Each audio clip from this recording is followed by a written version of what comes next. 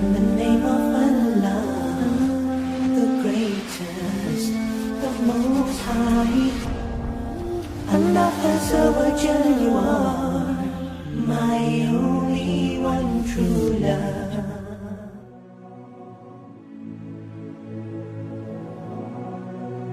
There was a young man who came to the Prophet ﷺ complaining to the Messenger ﷺ. He said to him, Ya Rasulullah, my father takes my money. He always asks me for money.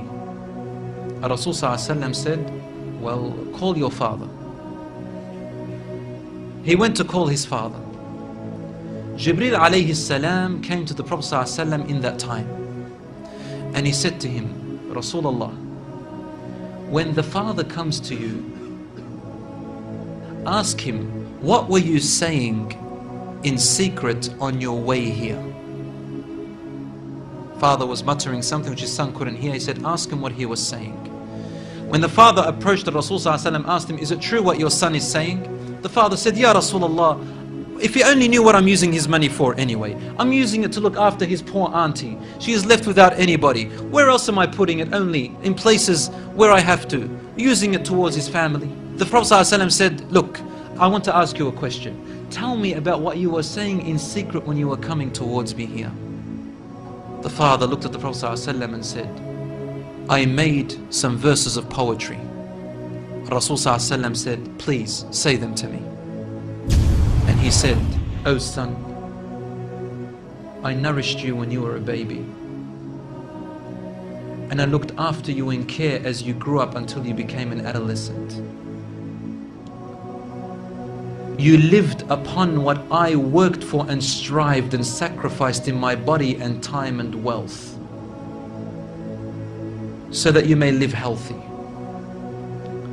Whenever a night passed you, when you were sick or ill or coughed, I was the first to be up, carrying you and looking upon you with my heart, afraid if an atom or a little breeze would harm you in any way. I could not sleep while seeing you sick until you slept, and then I slept. He said, when I used to see you sick, it was as if I was the one who was sick and ill, and so my eyes would always overwhelm with tears, but you never knew.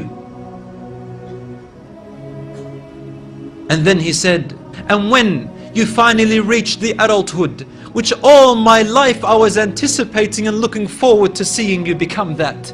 I mean, this is all he's doing, right? He's raising him, waiting for the day he's going to get married, the day when he will get his qualifications and finish, the day when he will get his skill, the day when he can stand on his feet, the day when he will rejoice, until you reach the day when I have all my life anticipated in my heart to see you reach and rejoice.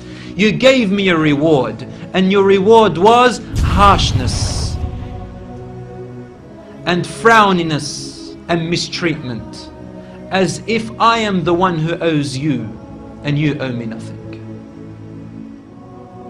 The way you treated me is like what a neighbor would treat his neighbor. I wish that you even gave me that.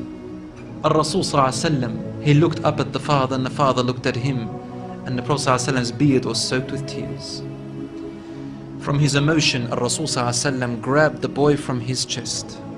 He shook him and said to him, you and everything you own belongs to your father. This hadith is narrated in Ibn Majah.